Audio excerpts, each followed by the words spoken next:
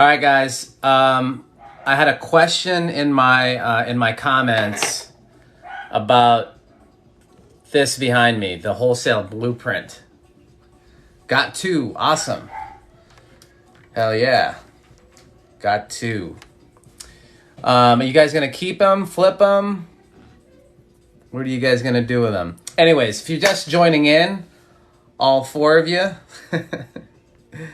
welcome to my lives. Happy Friday. Hopefully you guys had a good week. I'm going to go over the wholesaling blueprint for free. Right there behind me, Wholesale. Awesome. Guys, two guys take on real estate. They are out of, I think you guys are in Massachusetts, right? And solid dudes. They have some really cool stuff on their channel. Go check them out.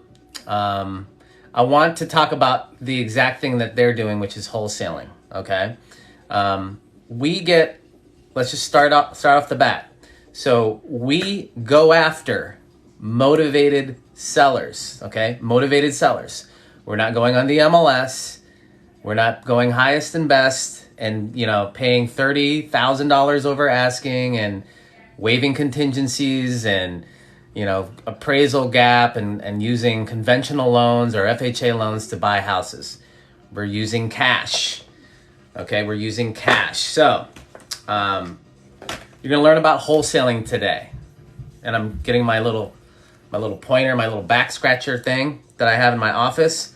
And I wanna go over the first part, which is finding an ugly house, which is a motivated seller. Got my wife back there in the door.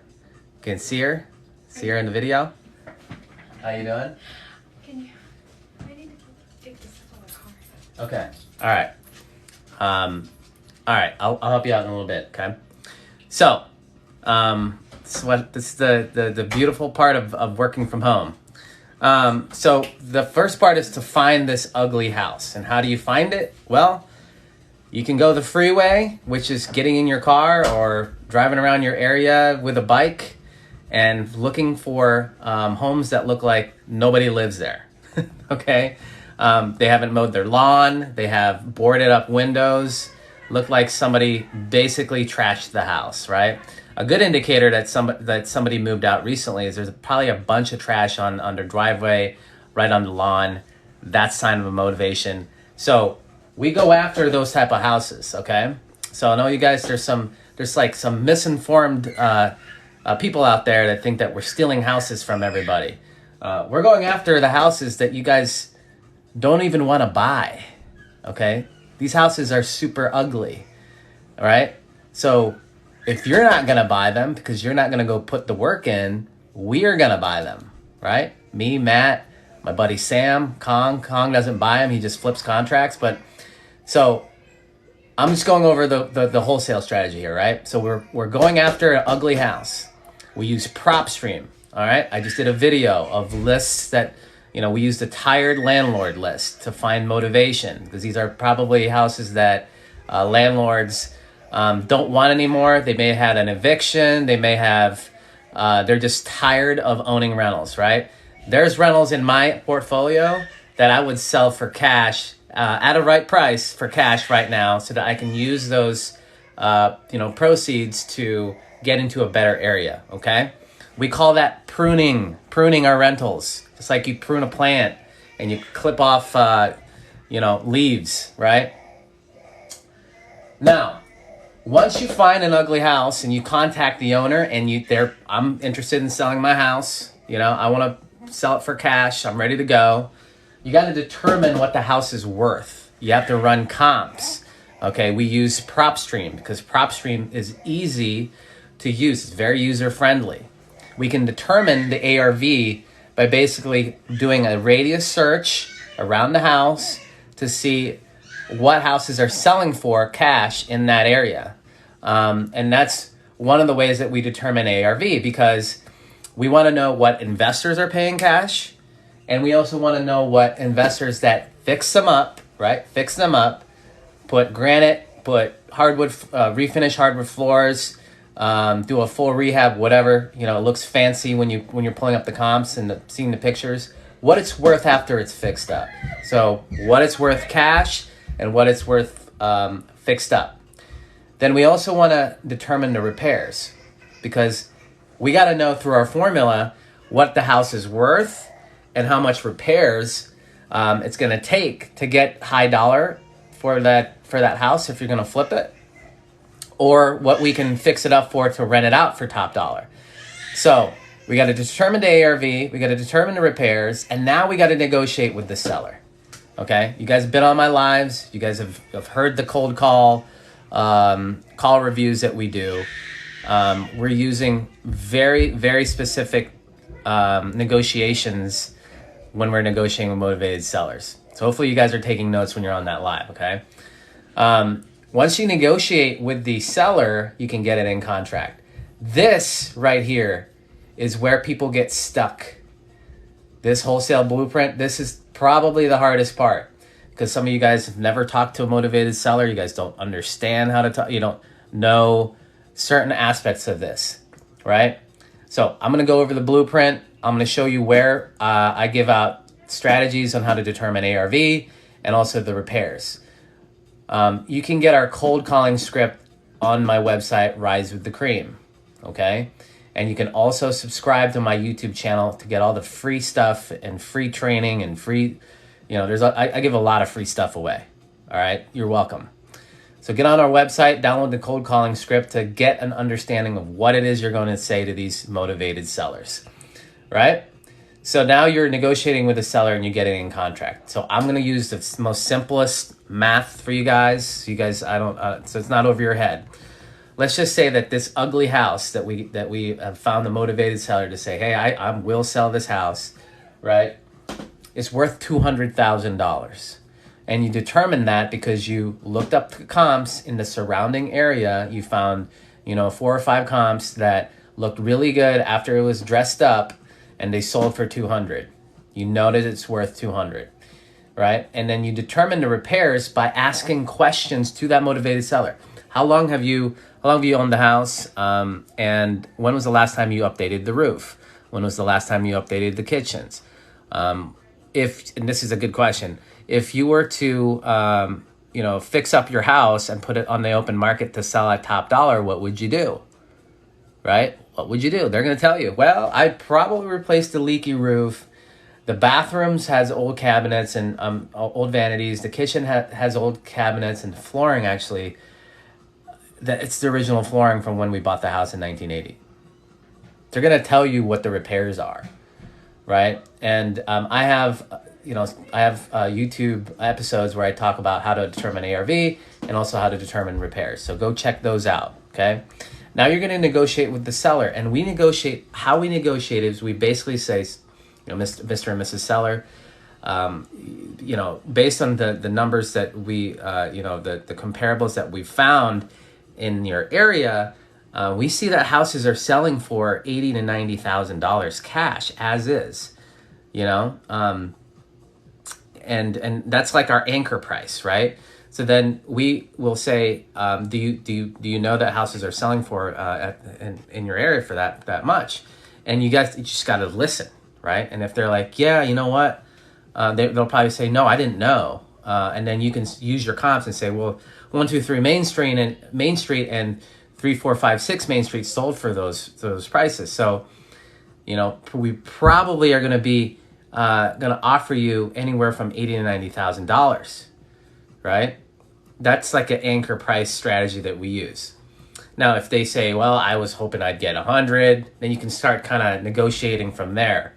Or if they're like, oh, I was hoping I'd get 180, well, you kind of have to bring them back to reality, because based on the ARV, what you saw, and you can share all these numbers with them using PropStream because it's right there at your fingertips, right? You just type in the address, pulls up comps instantly from off-market sales and MLS sales, right?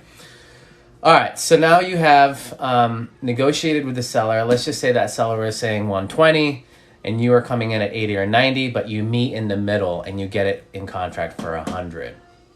Okay, it needs about a mid-level rehab. Now, the contract that we have for free, you can go to Rise with the Cream, download that contract, allows us to find a buyer in 30 days, but also will allow extensions, because you will probably run into something with the title. If this has been a vacant house for so long, it's giving you flexibility to find that buyer. You got to hustle though. Once you got something in contract, you got to hustle to get paid. You got to find that end buyer, okay? I'll answer the questions here, guys. Just bear with me. I'm going through this model. Once you get it in contract, you have an assignable purchase and sale agreement. Now you got to find your buyer. Where are the buyers? Where do I hang out? Well, I don't hang out all day, but I do have my team members looking in Facebook groups, real estate Facebook groups. We have our real estate group's called The Cream. We have people, wholesalers, there's like 6,000 people in there that are actively trying to do deals, trying to sell their deals, trying to wholesale their deals. There's off-market Columbus properties. So type in off-market, two guys they're in Massachusetts, Boston, Massachusetts. I've got buddies in here that are in St. Louis. Off-market groups, St. Louis, off-market properties, St. Louis. Off-market properties, Indianapolis. Wherever you are, there's probably a real estate Facebook group where people are posting wholesale deals and where buyers are hanging out, and that's where you're going to find your buyer. So let's just say you found the buyer, and your buyer, since you marked up your contract, right, you can mark up $10,000, $20,000, whatever it is that you feel like is going to be comparable to the repairs that's needed on the house and what the house is worth. So I want to make at least $10,000 on every wholesale deal. Otherwise, it's not a good deal for us, and we're going to go back to the seller and negotiate a little bit better, right? So now you have it in contract, and let's just say you found a buyer, and the buyer's like, yeah, I think that's a good deal. 120, it doesn't need a lot of work, worth 200. The market's hot. It might go highest and best. You never know. Now you assign your purchase agreement using an assignment contract with the buyer. And one of the things that we always do with buyers, right? Because buyers, we want to make sure they're legit. We're asking for proof of funds.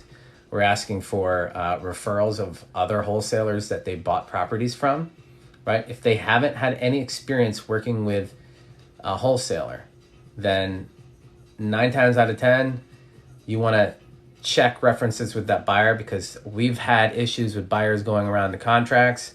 Luckily, we've built strong rapport with our seller, and they tell us like, hey, that buyer you sent over, or whoever, that money partner or capital partner you sent over, or contractor sent over, was kind of like talking to me a little bit.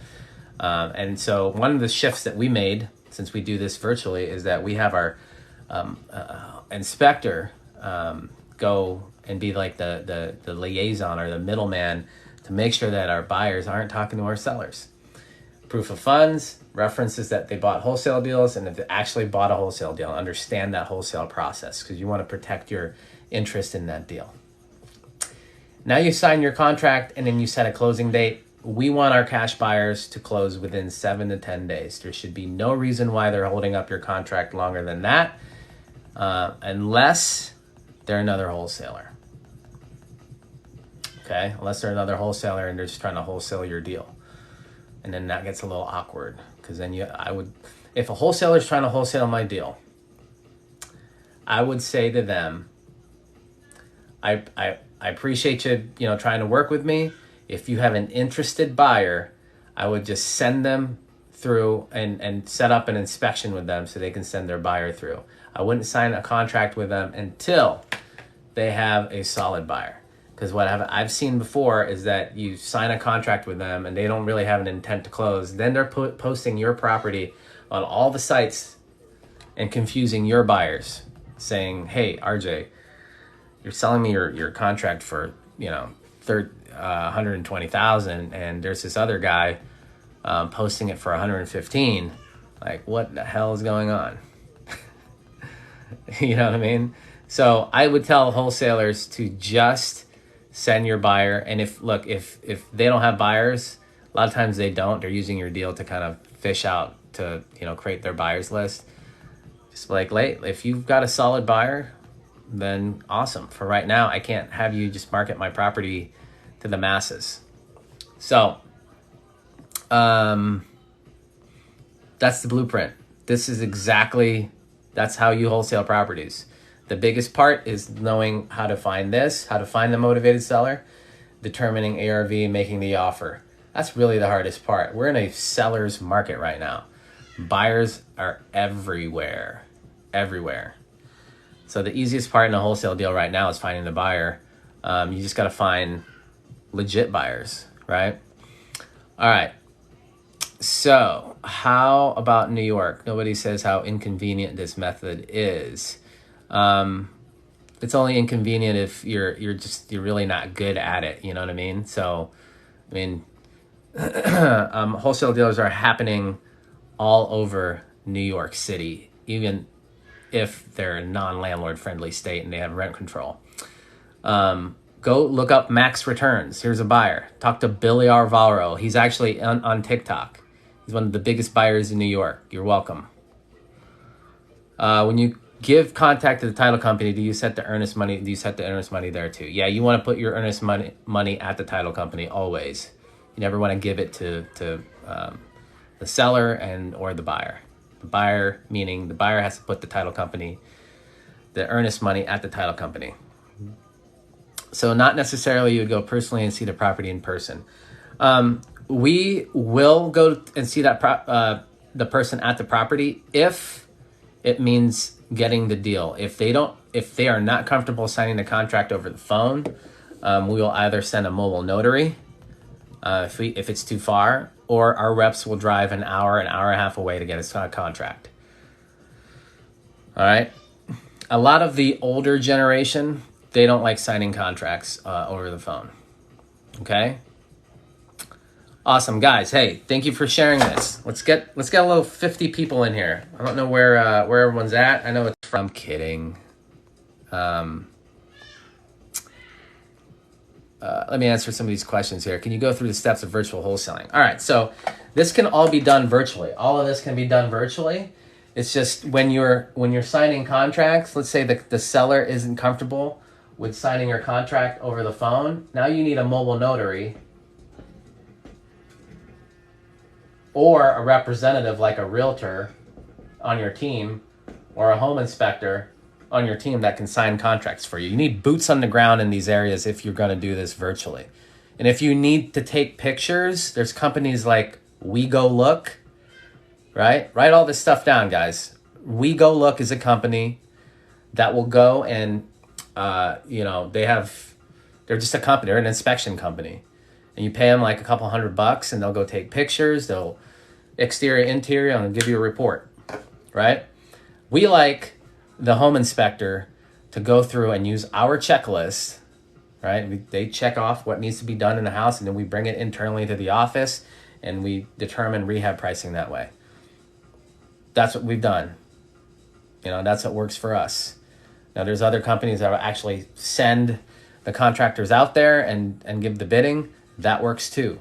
We don't do that. We control the scope of work internally, and then we go and award it to our contractors. And if they can make it work, there's a lot of negotiations going on in there to make that work. But that's how we do it. Okay. The virtual closing from the buyer, and when you're setting up the closing with the showing with the buyer, we set up the showing with the buyer when our inspector goes in. They can't meet it. If they can't meet us, then we basically want our inspector making sure that our buyer's not talking to the seller. That's very important. You can have the realtor do that. You can't have the mobile notary do that, but it's usually the realtor inspector. You need to have your boots on the ground in the markets that you're doing the virtual wholesale model. Okay.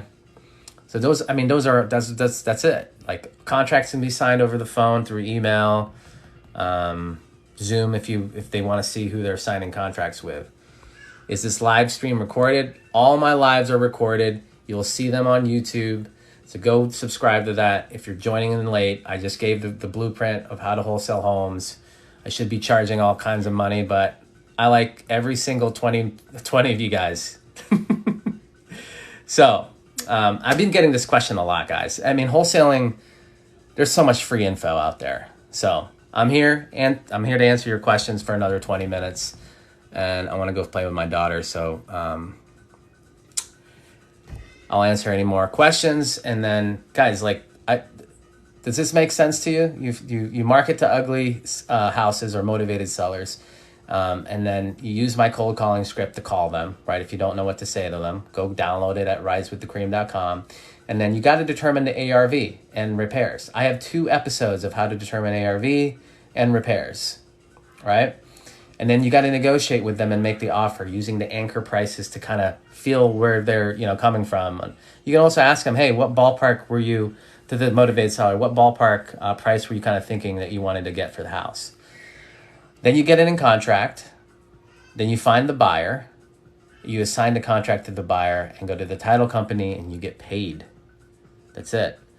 There's trust funds at the count of title. Yes, Coach K, what's up, buddy? Am I a teacher? Yeah, I mean, I guess I've been teaching here on my lives for the last couple weeks. So, but I'm not like I didn't go to school to become a teacher. I'm just teaching what I do every single day. And actually, when you actually, teach what you learn, you learn better. Do you know that?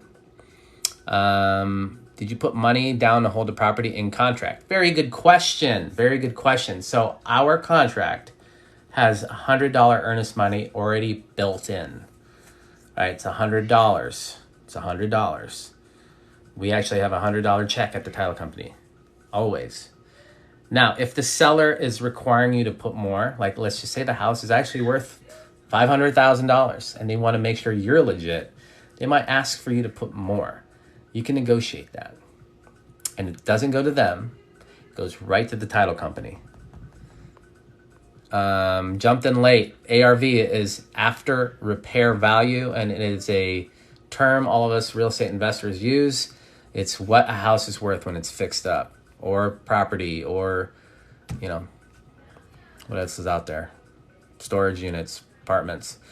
Apartments, I don't think they use after repair value. They use something else. Cap rate. Exclusive right to represent. Coach K, what was your question? Do you need an LLC? I would use an LLC after you start gaining some traction. Don't let that stop you from taking action towards getting in front of a motivated seller to start negotiating, okay? Normally, you would tell the buyer it's a wholesale, but would you tell the seller? You never want to tell a seller that you are a wholesaler. You don't want to tell them that. You want to say that you're a real estate investor and you work with, you have a team, you work with capital partners, and you're looking to buy homes in the area wherever you're going to be targeting, and you can close quick or at the convenience of when you want to close. Don't tell them you're a wholesaler, though. You put money down to have the property under contract. I already answered that. How you doing, Antoinette? Thank you for sharing the lives. I appreciate you. RJ, you ready for back time? Yep. I remember you said your first deal wasn't good. Yeah. I will tell you why it wasn't good, because I wasn't getting it in contract at the right price. I just wasn't. I didn't have the right offer, and I wasn't able to run comps too good when I got started. That was my biggest weakness, is determining ARV. And I just had to simplify it and not overthink it, because I'm that over analytical person that just looks at all the ways to do something wrong. So, yes, we work with real estate agents all the time. We love real estate agents. They're a source of deals that you will never get. I'll be this type of how to buy investment property, no money down. Need more info. No money down, buying real estate with no money down is going with a private lender. Private lender. Okay, private lender will fund 100% of your purchase and rehab. Do you do any on market wholesaling? What's your thought of this? I don't do on market wholesaling. Not in this market. My contract will work in Ohio. If you want to use it in New York, just contact a real estate attorney there and see, hey, I want to wholesale properties. Get them here at risewiththecream.com. And then also check out my YouTube channel. If you can't find a buyer, you can renegotiate your contract and extend it, or you can cancel it because it's not passing your inspection. An inspector will probably charge you anywhere. You can negotiate it anywhere from $100 to $200. Anything more than that, you're wasting your time. Guys, I just wanted to pop on and give this free blueprint. And if you guys have any questions, go through my videos that I go through on like how to find motivated seller lists on PropStream, my latest videos about that. And excuse me, I will be back probably a little bit later tonight for, I'm going to recap this again. But I got to run right now. All right. So I will talk to you guys soon.